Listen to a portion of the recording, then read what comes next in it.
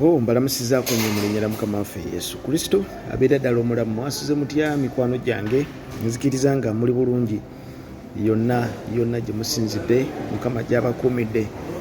Abali mu mawanga ag'enjawulo, abali mu bifo eby'enjawulo, mukulikire nnyo ddala mwenna ababadde ejjo mu masinzizo. Twebaliza ddala Katonda omwesigwa omulungi, oyo atukuuma atakuumira mpeera. Yerusalemi, Yerusalemi, Yerusalemi, Yerusalemi atta bannabbi. Mukama mulungi era mwesigwa nnyo. Nina ebigambo biringa bibiri bisatu bye njagala twogeremu ku lunaku olwaleero.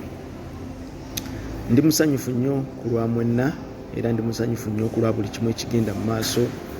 Nammwe abali mu comments nammwe mbalamusizaako nnyo maanyi ag'omwoyo omutukuvu. Ebintu biringa nga bibiri bisatu. Ekisooka, bw'obanga walokoka nga wakkiriza Kristo, kkiriza onenyezebwe. Bw'obanga walokoka nga wakkiriza Kristo, kkiriza onenyezebwe. Bayibuli esomesa nti Katonda gw'ayagala amunenya. Ate tagenda kuva mu bbanga, ajja gwe wansi raddwe gwe wansi ebbwa agambe nti kati nkunenya. Nedda, mweke nyini musoma Bayibuli. Singa tutulaba baluganda mu Bayibuli baali banenyezebwa, singa Bayibuli naffe tetugisoma naye tusoma ne tumanya nti Dawudi bamunenya wamma, wamma ne gundi naye yanenyezebwa. Wamma singa byali bya mu nkukutu nti anenyezeddwa mu nkukutu tewandibitegedde naawe. Naye kati ensi yonna buli akwata Bayibuli amanya nti Dawudi bamunenya, which means it was public. Tujja tutya nga tubitegeera. So kitegeeza nti tuba nga tubitegedde ffe olwaleero, ekkanisa omusanvu we ziba nga zanenyezebwa, naffe ne tubitegeera olwaleero, ekkanisa musanvu zonna mu kitabo ky'okubikkulirwa, ekkanisa omusanvu mu kitabo ky'okubikkulirwa zikiikirira ekkanisa y'olwaleero. Bwe ziba nga zonna zanenyezebwa, bwe ziba nga zonna zazuulibwa nga zirina ekyokunenyezebwa, ne tukimanya ne tukitegeera, n'abamawanga bonna teri n'omu nga bakkiriza Kristo ng'omaze mu kkanisa okumala emyaka egiwera 5 nga tokimanyi nti ekkanisa omusanvu zanenyezebwa. Bwe ziba nga zanenyezebwa, then twategeera tutya?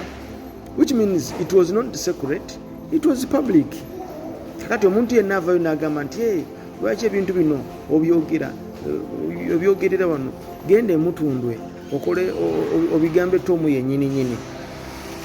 Mukwano gwange njagala kukubuuza, gwe kyajja kityange okitegedde nti ekkanisa omusanvu zanenyezebwa? Wajja otya okutegeera nti Dawudi yanenyezebwa Nasani? Wategeera otya? So ekkanisa ya Kristo si bwetyo bweri driven. Nedda mukwano gwange, Katonda gw'ayagala amunenya. Ate oli abuuza ekibuuzo nti kati omutundu yabanga bwekyo kati ffe tuddewa, kati gwagala ffe tuddewa, tolo kkanisa kyentuufu. Ekizibu ekisooka mu byonna mwe mwategeera ekintu kimu nti mutundu tesobya, mutundu tojoogerako, mutundu nejja neebeera n'abantu abalina obusungu. Buli omwoyo gw'obusungu sigulabanga nako, buli obusungu sibulabanga nako. Bagalatiya 5:17 yeyogera ku mwoyo gw'ensi, omwoyo gw'ensi neekona ku mwoyo gw'obusungu. Tomu mugerwa asiiba abasomesa obusungu, mu bapya basiba babasomesa obusungu, naye mutundu erina abagobereza abalina obusungu buli tobulabangako. Maama nnyabo ziri mbalasaasa ezirina guligulinganga musotta ng'okutte ku kakira kaago oguwulira, gulinga musota ogulina akakira, singa okwata kakira kaago owulira. Ate tebalinganga ba ku Victoria. Nteera ebiseera ebisinga okwogera ku Interreligious Council of Uganda ne mutundu, Interreligious Council of Uganda ewagunde wa Dr. Serwadda. Naye abagoberezi ba Yesu bwe bali, abagoberezi ba ate abasinga abaweerezaawo nyumya nabo tunyumya naye kizibu okusanga mu comments kizibu genda mu comments n'osanga nga abagoberezi bewasirwa dda balina obusungu n'okuvuma okulinganga kuno okw'ab'emutundwe bannange mutundwe bw'otaba musajja tosobola genda kupama bali balina obusungu bali balinganga ba people power kakati embeera efaanaganako bwe tusiya kanisa ogwo mwoyo si gwa kanisa ogwo mwoyo gwe mwoyo gukola mu baana abatagonda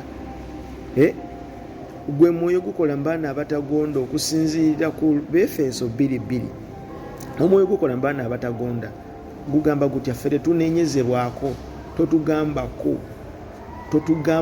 tugambako ng'ani ggwe kati tugambe kati yegwe Pawulo w'omulembe guno tugambe kati yegwe gundi nolyaniko kuwa amanya g'omu Bayibuli tugambe kati yegwe gundi bali Katonda abayogera gwayagala amunenya tunenyezebwa ffenna ekkanisa eriwo entuufu ekkanisa entuufu tosobola kuginonyeza mu bizimbe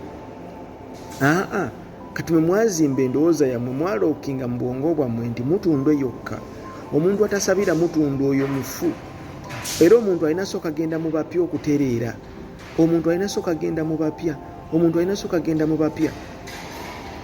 mu bapya waliyo ki ekkanisa entuufu etandikira ku gwe kenyininyini gwe ekkanisa temumanyi nga emibiri gyammwe yeyeekalo ya Katonda bw'obeera nga gwe kenyininyini olemereddwa okwetereeza kati kanisa entuufu oginoonyeza mu bizimbe ne bw'onaagenda mu kizimbe ng'oli mwononefu era ogenda sigala oli mwononefu n'ekkanisa egenda sigala nga nyononefu yonna gy'ogenda okuyingiramu mutundwe bwe kibeera nti mutundwe nti erina ogenda mu bapya osooka otereere then omala ogenda eno mu bakadde mu kizimbe ekirala basibo ne bannyabo mulina okwetereeza singa bwe kiri bwe kityo singa abali eno mu kizimbe ekirala kino ekitali kyabapya kaŋŋambe mu bakadde singa ate ebikolebwayo singa mwabikyusa dda kubanga waliwo omukyala ali awo nze nsiba mubagamba buli lunaku oyo ayitibwa Jackie Nalubwama kale Jackie Nalubwama mumuzzeeyo mu bapya bwe kibeera nti omuntu bw'agenda mu bapya akyusibwa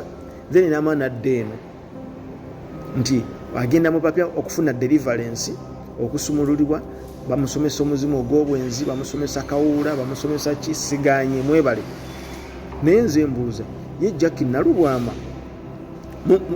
teyagendako mu bapya oba kubanga Jackie Nalubwama maaza yenyininyini naawe mumanyi kamabulire let me tell you ministries zino mulina okuzitunulira n'obwegendereza era mulina okubeera abaweereza n'abagobereza abatambulira mu ministry ezo n'obwegendereza nga mulina kye tuyita open mind ojja kwetegereza nga waliyo ministries ze mutuulamu nga zo marriages ziyiika ng'abantu nga yo ministry yali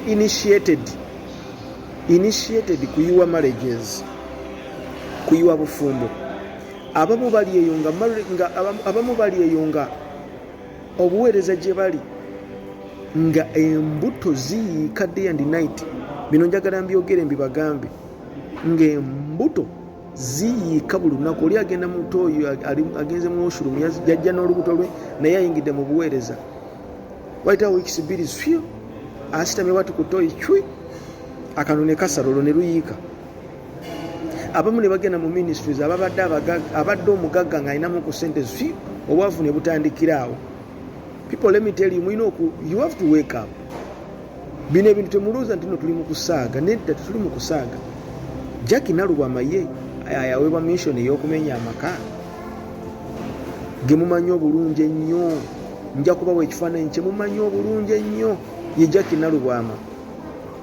Nalubwama maaza omanyi bulungi nnyo Jackie Nalubwama kyakola naye era still n'osigala ng'omuteeka ku kituuti n'osigala ng'omuwa obuvunaanyizibwa naye nga mu kumenya amaka g'abantu awo namba emu ate ng'okimanyi ate nga ne mugero yenyininyini tomu naye kenyininyini akimanyi kati olwaki temumutwala mu bapya oyo mumulinza akyawo mumutwale naye mu bapya mumukolemu omulimu then mumukomyewo Jackie Nalubwama akola ki ku kituuti nga mu kumenya obufumbo bw'abalala yasooka mbaagala nnyo nze Nicholas mweraba